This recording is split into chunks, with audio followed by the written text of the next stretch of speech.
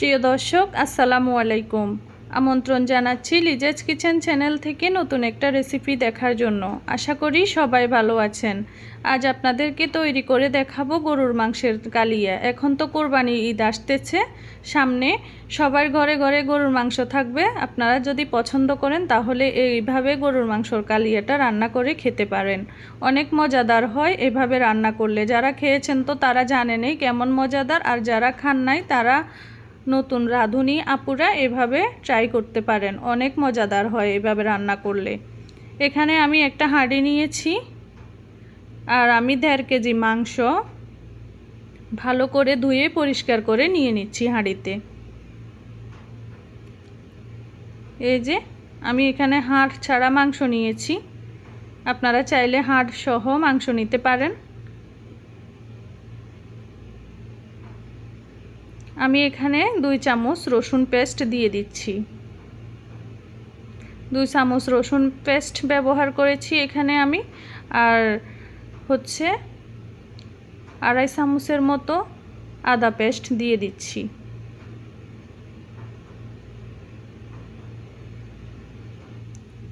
এখানে আমি 1/2 চামচ হলুদের গুঁড়া দিয়ে দিলাম, 1/2 চামচ মরিচের গুঁড়া দিয়ে দিলাম। আপনারা আপনাদের পছন্দ অনুযায়ী মরিচের গুঁড়া ব্যবহার করতে পারেন। যে যত বেশি ঝাল খান বেশি করে দিতে পারেন, কম খাইলে কম দিতে পারেন। মিক্স মশলা দিয়ে দিয়েছি, গরম মশলা দিয়ে দিয়েছি আমার ঘরের তৈরি। আস্ত দারুচিনি দিয়ে দিলাম 3-4টা, 2-3টা তেজপাতা ছিঁড়ে দিয়ে দিলাম, আর হচ্ছে আস্ত এলাচ, আস্ত লং দিয়ে দিলাম। এখন ভালো করে মেখে নেব। এই যে আমি হাত দিয়ে ভালো করে মেখে নিচ্ছি। মেখে আমি কিছুক্ষণ রেখে দেব। এই পর্যায়ে আমি টক দই ব্যবহার করেছি 1 চামচ। আপনারা চাইলে এটা স্কিপ করতে পারেন, এটা হচ্ছে অপশনাল। আপনারা যদি টক দই পছন্দ করেন মাংসে তাহলে দিতে পারেন, দিলে কালিয়াটা অনেক মজাদার হয় মাংসের। এই যে আমি ভালো করে মেখে নিয়েছি, এখন ঢেকে দেব। ঢেকে কিছুক্ষণ রেখে দেব। আমি এখন চুলায় একটা কড়াই বসিয়ে দিলাম, পরিমাণ মতো রান্নার তেল দিয়ে দিলাম। এখন আমি কেটে রাখা 3টা বড় সাইজের পেঁয়াজ এই যে তেলের মধ্যে দিয়ে দিলাম। এখন ভেজে নেব। নেড়ে চেড়ে আমি পেঁয়াজগুলা ভালো করে ভেজে নেব। এই তো নেড়ে চেড়ে আমি পেঁয়াজগুলা ভালো করে ভেজে বাদামি কালার করে নিয়েছি। এই যে দেখেন আমি ভালো করে ভেজে বাদামি কালার করে নিচ্ছি।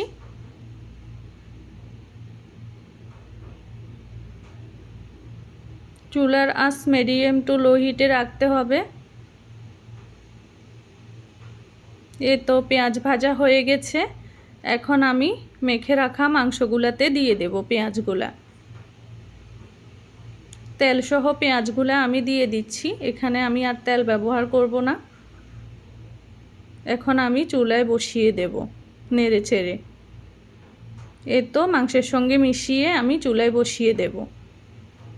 আমি পরিমাণ মতো তেল দিয়ে দিয়েছি আগেই পেঁয়াজ ভাজার সময়। এখন আমি চুলায় বসিয়ে দেব।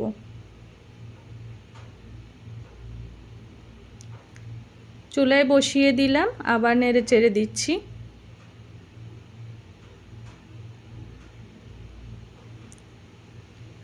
আমি নেড়ে ছেড়ে ঢেকে এখন চুলার আঁচ মিডিয়াম টু লো হিটে রেখে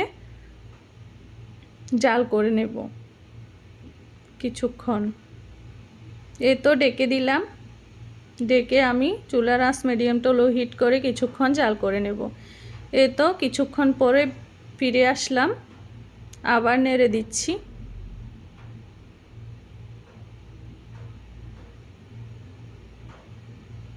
এখানে আমি কোনো পানি ইউজ করি নাই, ওই জন্য নেড়ে দিচ্ছি, না হলে লেগে যেতে পারে।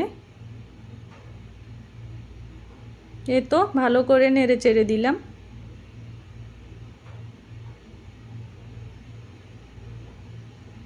ঢেকে দিলাম, আবার কিছুক্ষণ জাল করে নিলাম।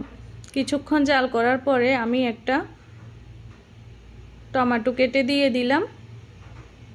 আবার নেড়ে চেড়ে দিচ্ছি।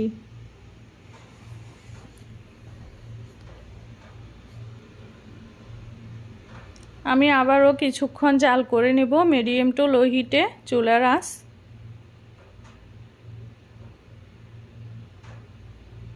ঢেকে দিলাম, ঢেকে কিছুক্ষণ আবারও জাল করে নেব। এই তো দেখেন প্রায় কষানো হয়ে গেছে মাংসগুলা।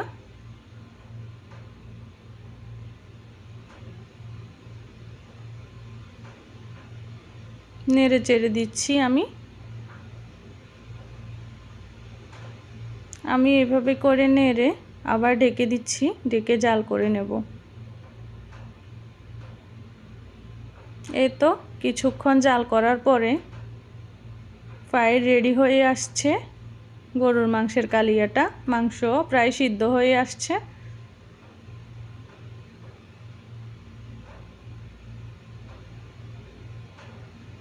এখন আমি ভাজা জিরার গুঁড়া দিয়ে দিচ্ছি। আমি প্রায় 1 চামচের মতো ভাজা জিরার গুঁড়া দিয়ে ঢেকে দিলাম। ঢেকে আবার কিছুক্ষণ জাল করে জিরার গুঁড়াগুলো মিশিয়ে নিচ্ছি। এতক্ষণ পর্যন্ত কষ্ট করে আমার ভিডিওটা যারা দেখতেছেন তাদেরকে অসংখ্য ধন্যবাদ। আর আমার রেসিপিগুলো যদি ভালো লাগে তাহলে আমার চ্যানেলটা সাবস্ক্রাইব করে পাশের বেল বাটনটি অন করে দেবেন। তাহলে প্রতিদিন আমার নিত্য নতুন ভিডিওগুলো আপনাদের কাছে পৌঁছে যাবে খুব সহজে। এই তো রেডি হয়ে গেল আমার গরুর মাংসের কালিয়া। এখন আমি উপর দিয়ে মুখ ফাটানো কাঁচামরিচ কয়েকটা দিয়ে দিলাম, দিয়ে নেড়ে চেড়ে আবার একটু জাল করে নিচ্ছি।